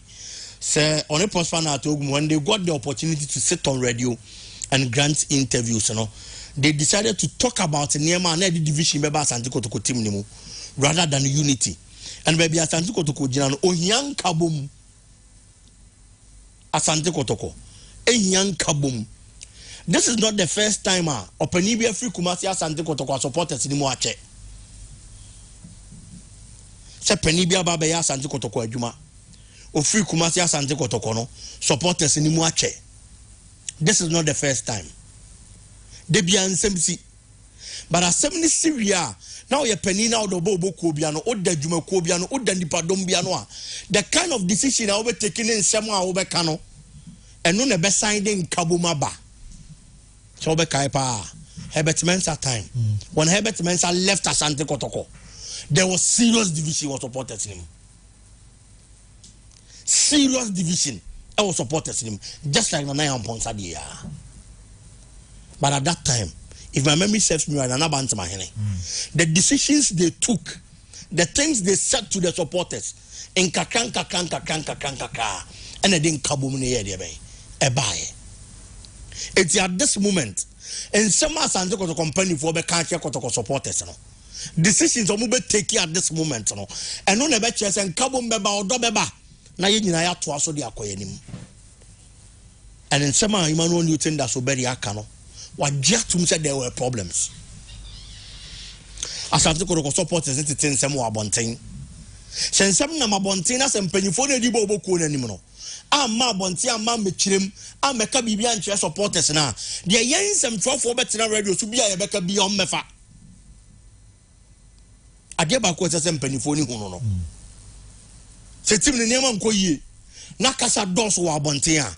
Na mum penifo na bobo ko ne hya monsa no mum ma abonten meka bibi nche supporters na the supporter ne better radio so bia obefa de aya aduma but the moment mum penifo na mo da bobo ko na no meba abonten na meba be kasa no the ensem 20 beka bia supporter ne be kasa ya semesi oboa because ye panyiri A and ye panyiri B C and no and a supporter ne be aduma rather than mean sem 20 there but so my supporter ne lack information. Oma supporter na lake de ekoso wo team ni mu wa ma supporter na hu de ekoso support wo bobo ko ni mu a asem bi obeti na bontin bi ande o de be ya adwuma enti manu ni tenda so be nsem na wa ba bontin aba be ka no one way or the other e be boa Kumasi Asante Kotoko bobo ko no because e brena Kotoko wom ni nyamrepa e ye bre bone e kufo do be ka cho say we are not in normal times. Kumasi Asante Kotoko it's not in normal times. And this is the time it's all about bonti no mba be che niemem e ma supporters ni hu che ni da so ho arehemu ho o ma ye ready so mo be ye bibi se utie da so beria o se coach agiatum se niema bi ho no ma ntwaye Andy accepting the problem is part of solving it. Sa de no wa agiatum se ade sei na ye me ugitum ana wo decide se ene yem pe kwan se ana se yentu ho anamon Nemfan sanyanya de ben emfamra e di prosper na to oguma diatum se na problems wo ho ena dan na make no se players ne ba manchia no ebinom kasae there is a player or a goalkeeper or se players ne bi won ma omo ba training kwa no mo yam hyehye omo because we mistaker in sema e bia wo bete anase treatment I de be ma wo no aya na player ne ye de ben esuro the players ni bi akade ha omo de akere coach no and it is better for the coach to be any wasopam and at the end of the day prosper na te oguma djuma a wasua ni coaching yes or a lecturer but as we speak minim lecturer wa Ghana ha no mo $4,000 so bi nim bia won kire me $4,000 e wa Ghana ha minim lecturer wa gibi yes it is true you can go and lecture e no credit. But if you decide to be only a lecturer, but for Asante Kotoko, ebian kan nipa dodo ni prosper na atogum. Se hwinsi yakrano. Kumasi Asante Kotoko ne man nipa bi chance ye kan se, yamfa Black Stars ma prosper na atogum. Na wa ye adwuma wo wafa. Wa ye adwuma wo class bebre. Dwarfs no mne ade. But night saying so he got the opportunity at Asante Kotoko and Odebeji the Ghana Premier League. It was because of a relationship with the players and how they fought for you. and no matter the quality you are as a coach, no matter your technical brain, say players now nkwamawa. Sorry to say, you are as useless as when you na bench impo. Because you deploy tactics anyway. What's your system anyway? And Nanti ne bejina go pramano sono, and ne kwa bobo na muanya results. It is on them Nanti ne kwa. Why no money eba be pay results now? Only some Nanti no problem. Why money eba be pay results now? I am not saying it's a footballer and mom wa coach and other or bar at the papa. That is not what I am saying. But in football, you on so many occasions, our coach any players problem. A baby has a coach in a call, not near master instantly. I'm an see. Time at Chelsea in the first Champions League. Now head coach Andre Villas-Boas. Villas-Boas had problem with the senior players. And your man Koyan Famano. Villas-Boas free on him coy and that's all Pamo Villas-Boas. Roberto Di Matteo. Now when it comes to coaching, every your experience in Villas-Boas. But at that time, now Villas-Boas trophy awaje, any Juma Awaya, not Di Matteo main home. But on Mum and the Chelsea in the Champions League because he was a former player and he knew how to relate with the players. Players is all bad at all that normal results. Because the players in the show, I'm winning bonus no. Andy, Kroman, your coach's jacket, players too. It's almost winning bonus no. Also, so be who will not be a real no. What catch you have to change almost there because their win is going to help you maintain your job. And a players in some no so I catch a coach no. What can you be for few for the good cause of Asante Kotoko? Kumasi Asante Kotoko both league leaders in Yamea do mechana. Or money summer text or the first Kotoko the 11th. Gab so. You didn't Kotoko listen chain. It didn't Kotoko so chain summer text. But the modern more Kotoko says a new summer text there. It is a marker. Somehow near. You would adjust to a boy see how nano. Coach adjust to the problem be obi a young sano. Obi on be adjust to them from so in Maya. Young Fantun China going forward. Players in Yajin sister. Yes, our car seminal. Now if you was one on one now to him. Now Gusuka could Jina Park and Swaka Barbara Dibone. And Kabum Ewo Honum. And a bit many resources as Antico to Conihiano. Eddie Abro Mwandi. Ti Namia Duma da Kosiada, Amuma Yung. Sir Bibia ni hobu. Yes. Erinti omoye adwuma. Park no so na betche.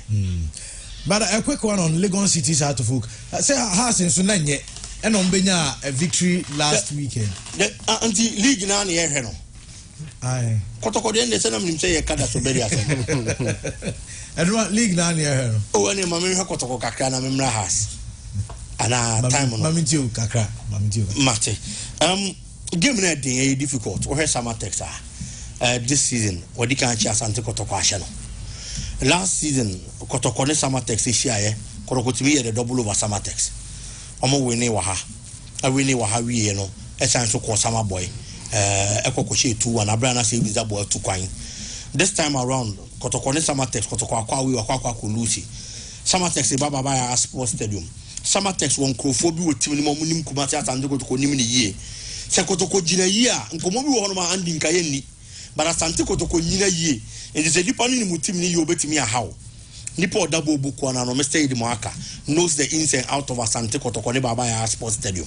Emmanuel Kayeke, who has been very instrumental and very inspirational for Samatex this season as the captain of the side.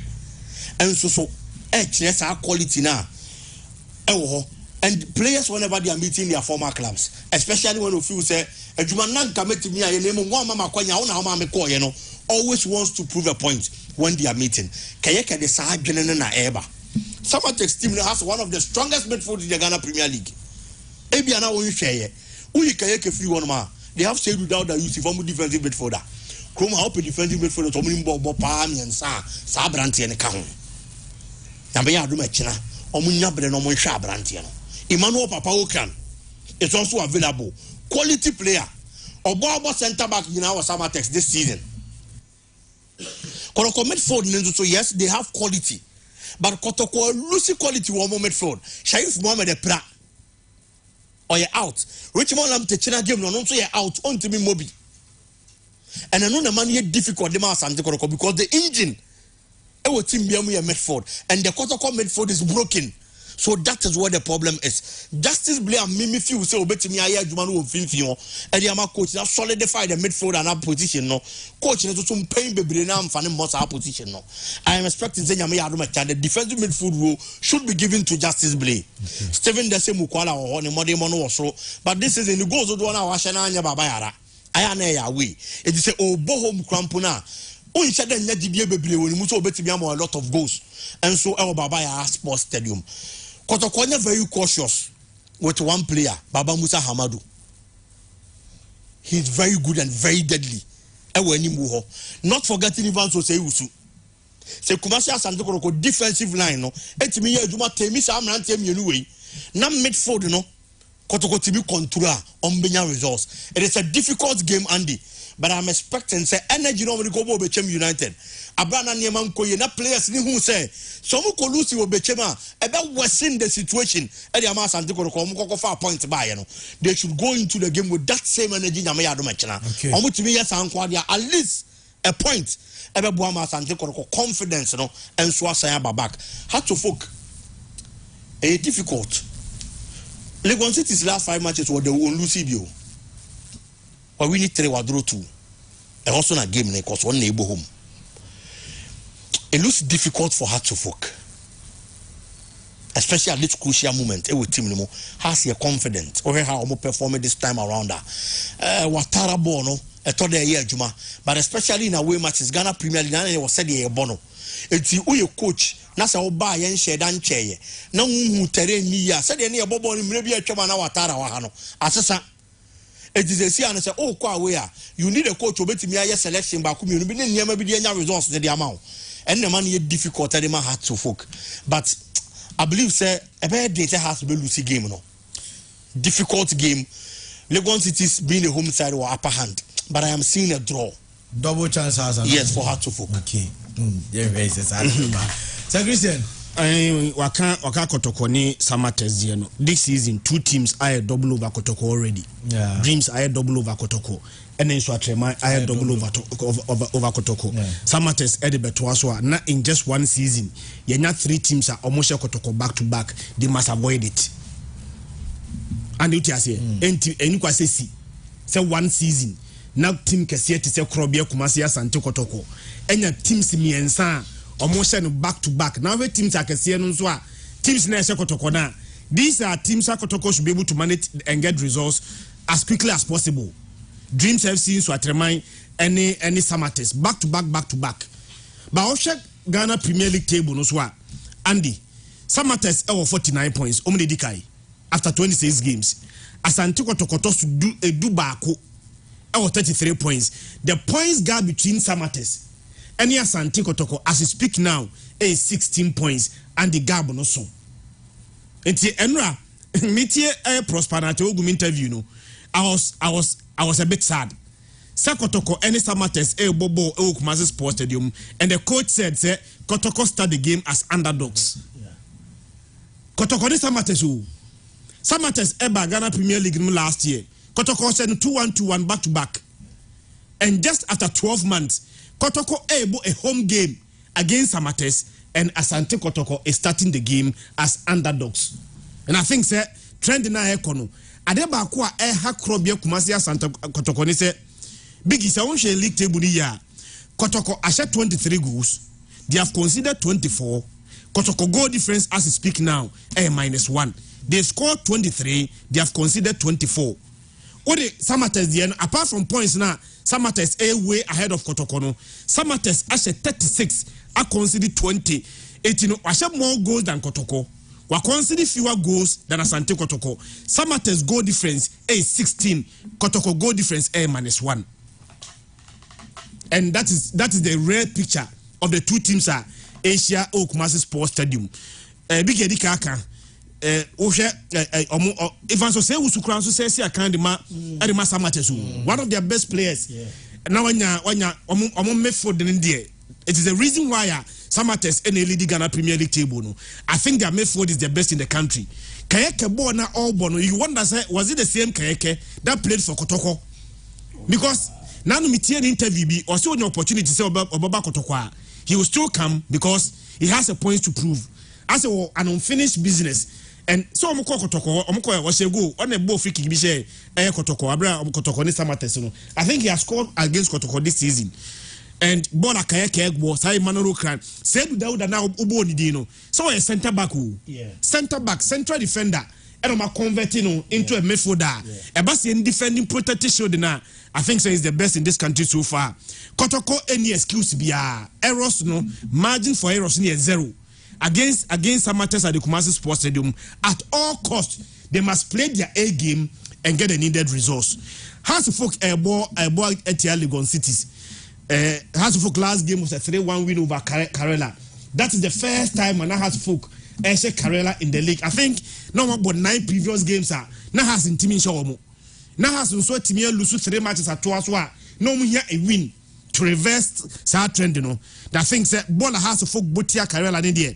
If they are able to play the same kind of performance, I think House of Folk get a resource against him. Your friend Legon Cities has game Randy. The manager who one a man of the match. Omoni Karela no. Abrant Debbie Hamza is Abrant this number 2. Yeah. From Olympics. Michael Ampadu the ball right back. Eddie man of the match. One say goal. Hamza is about 2 goals. Normally, say play the ball 2 goals. Now you man of the match. The command is our player no. And for a player to score 2 goals, now a defender edging man of the match. Say Adano or ye Juma papa. It's Michael Ampadu on the right back. On say na Michael Ampadu no mo dia brantia one and the ball right back the man has a full. I think say ya man kwa ba fi na table. But ball na brantia friend no Michael Ampadu boy ni there. Wafa right back ho left back Dennis Kosa. There's no problem.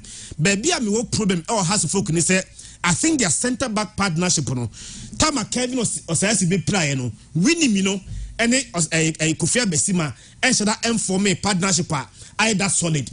But I think say 3-1 win the last game, next game they need to build on it and get a very favorable resource. She says to the say Brantia friend Hamza Isa ball 2 goals. Utanga so Salif Ibrahim no year Juma. And House of Folk will not lose this game. Yeah, double chance House of Folk. Paul, Andy. From the Dreams FC game against Zamalek, coach said you already and they said Dreams everything qualify normal amakobo final. Ewo the CAF Confederations Cup. Dreams Zamalek. Yeah, Andy. Our Cairo International Stadium nasa game no baso. And in this tournament, Adiaba kwa yenina yashe and they say anytime a Dreams echo game no obia who is why underdog. Dreams FC yen share that enwunu Africa bebre. Every decade of Africa this season. But with determination, that spirit of perseverance, any teamwork, you know, and so do we do pempensua in the omuano. Say Dreams FC Bobo. Now we should Dreams FC or Ghana Premier League. Now we should Dreams FC all Africa. Clearly, all difference. Our Dreams FC, omu players name with a kind of attitude, character. How we shown on the field of play. Etro say, omanya bri pebibi aye ewa African air campaign na omu koye no. Enti nyame wawa say nei omatimi edrum pempenso omaduru no. This is quarter-final stage of CAF Confederations Cup. But Andy, adie baako a me yam hyehye me ene say recently say Ghana clubs no ball with North African opposition eya na very tough. Eya na den pa. This season Ebia obeka se modern Zamalek ball Egypt Premiership nim no enema shada nko yemfa mo. Don't say udremo Egypt omu Premier League no mo bona Andy omo bu 18 matches already. But Zamalek because of Africa no mo boninti no omo bu 13 matches. And with this 13 matches now Zamalek abono we win 6, we draw 3 and we lose 4. And then omo to 12th position. And Tebia in the league. So who shall Zamalek with 13 matches wabo ne pedigree. Ewa Africa, any Egypt league nim no lose for a draw tra. Obeka se niema nko ye mfama no. But the reason why me share Egypt league no, any kwari omo fa so share goals. Even with this performance, ewa Egypt Premiership nim no, Andy, so check goals so much 22 goals. in 13 matches. I'm not conceding just 14. And let's look at the attack. When we are talking of Africa, these North Africans, on them are quality on the field of play. And only a damn yam sheme, Edma Jalilu. Osha Dreams FC backup now, and as a backliner. Ubenya Jalilu, Emmanuel Yabua Dankwa, Eric Danso, Boateng, Set Ajimaimo, they are very good. And with their previous games, a young CAF Confederations Cup, no, on any day, and so Etima Dreams FC Akonenim. But this is Zamalek. We are talking of Zamalek. A lot of experience. African soil Andy. They have Ahmed Hamdi. One year brand friend Nabil Dunga. Baseline. So what central midfield now? Not to buy base. They are defensive midfielders. Satodana Mohamed Sheha Taba. Then release a brand Dede Dunga Emanekonenim. But with this Nabil Dunga guy, Andy, with a kind of quality you want, Oboni bought is a Rodri. And he serves as a link between the midfield and the attack. Whenever we be releasing Amina Kunenim, but they still have Yusuf Obama, Shikabala, Nakse Meha, Mustafa Shalabi. They are very, very good players. Omu top man, Eya Branti friend Eya Sefagdin Jagziri, or a Tunisian. Now no Adomu game on ball with Ali. Only the share goes to the Homo. They won 2-1, and he was the man of the match. The star man, it was Zamalek Bobo Konim. Nakse Mansi Ahmed El Said, and so a striker. On any good day, on also Timmy started Edema Zamalek. Almost squad def no soro. Obi Ama Obi Timmy Bebo, and the El Said Ama, they still have Sofiane Jagziri, that Tunisian striker. I'll bet my Baboni Diama, a Zamalek Bobo Kono. So that's where the problem is. On attack, you know. Oh, check it. Dreams FC. Medical Kasomu difference that they are very good with the previous games of Mabono. Yes, Obeka said Dreams FC ko Angola. Omuni Academica, Omuko share 3-2. Obeka said Dreams FC ko Mali. Omuni start the Malian ko share 2-1. With this away games, Omu Boboni yet minya win at the Bafie. But this time round, Omu kon off. And Obianim. So kon off aya neding. So me sure what these defenders. Ebetima stop this attackers. Almost goals, baby. 22 goals. Over 13 matches, Andy. It's going to be very difficult. Karim Zito Edikaka. And me share. Okay, now no other muge mamone Man City boy. Real Madrid coach Carlo Ancelotti. I can say yes. Or could game him, but or share attitude. And attitude won the game for Real Madrid. Defensively, no more solid. But with the kind of character we show you on the field of play, even when we concede goal, now a bar, a level times, you know, still with goals aggregate, you know, still no more fighting so hard. Almost show positive attitude. That won the game for Real Madrid, and I said, and then the man Real Madrid that qualification, Emma Los Blancos they come and him. So I'm looking at Tower. Dreams FC should put up this character, and when you go to these North African countries now, Andy, you need that character. We had that attitude. And said what to qualify. A very difficult game, but Karim Zito and Imran Tenache say, though they are underdogs. But with the kind of performance of the previous games of my bonim, HSA, so that's what me deploy tactics are. A best suiting the boys for them to defend so well. Qualification.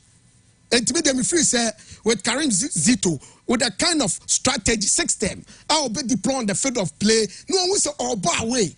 And to my pre-up strategy, bet me, and yet deny this sharp attacking system of Zamalek, you know, prevent them from scoring more goals. Maybe I will concede one goal, no, I don't know, no, about draw, no, Obefie, then Obefia, Obia won't do any fee. Yes, I will say Zamalek. Away games, you know, I might pick some positive results there.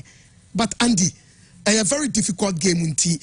We are just hoping, say Karim Zito and ne boys ni nso betima ama yɛn resource bi a ɛno nso betima aboa yie papa na anka ɛbɛyɛ a ɔmo betima akɔ ɔmo ani because the more ɔmo ɛkɔ ɔmo anim no the more no ɔmo nya points ɛma Ghana ebi yɛ slot yɛ so yɛ lose no yɛtima nya ne back enti me free say Ghana ni bi adi mpa ɛbɔ bɛtai dreams ɛsi ɛkyi though say a very difficult game back to Ghana Premier League no and the 2 games iba so ne Oko na Sheriga Sports Complex snappy mamela Kerala United and Accra Lions nebo but with these 2 teams Accra Lions look more superior per their previous meetings na ometimeshiano about 5 matches and with these 5 matches no and the Kerala are winning just 1 and the Lions are winning 4 no drawn game last season Accra Lions kwakonya double over Kerala United home Osheni 2-1 and no kwanyina say so Osheni 2-1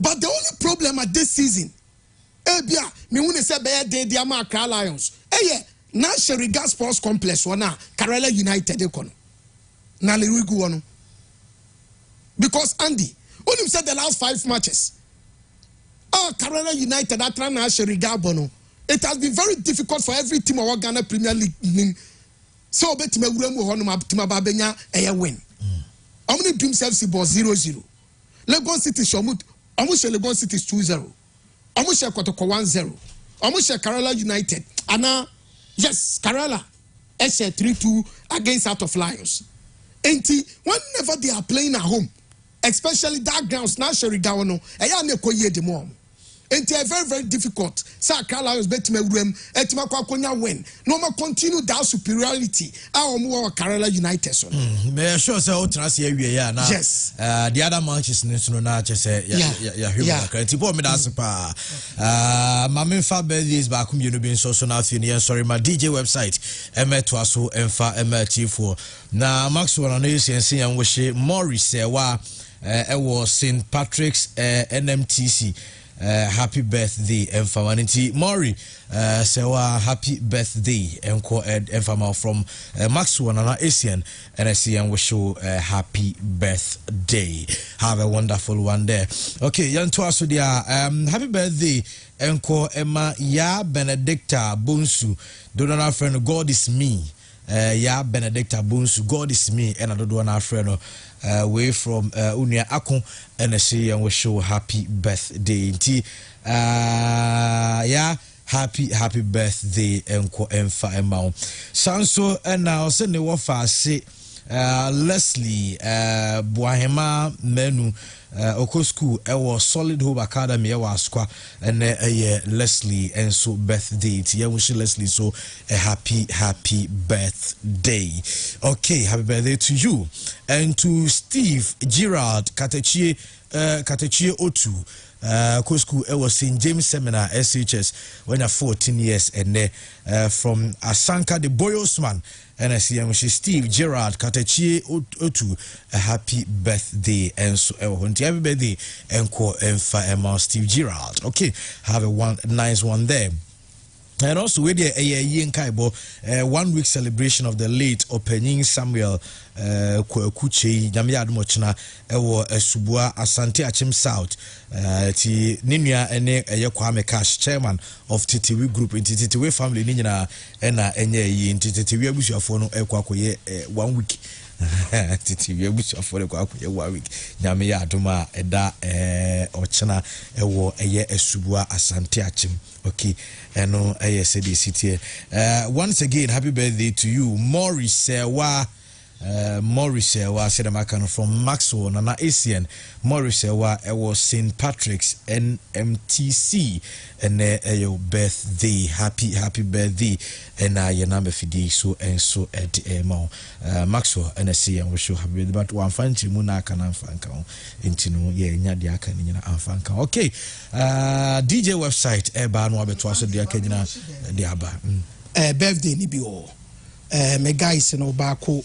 A girlfriend and a wife to be a dinner order and your friend Maureen a dinner birthday mole and so a waterful or say and wish no happy birthday and Maureen and a wadanya min shroud na onya kesepa onye fra adumu nkwa adumu ena enenso ya dance ye birthday dance junior Pogba or central midfield oni bobo pa ene ya dance ye birthday enti Ganso ai utie ni dina Ganso Pogba very good midfielder ene na woda Adanse junior nyame onhiraw happy birthday enko emfama nyame nya okese pa. Okay, DJ website Eba, have a wonderful weekend and stay blessed.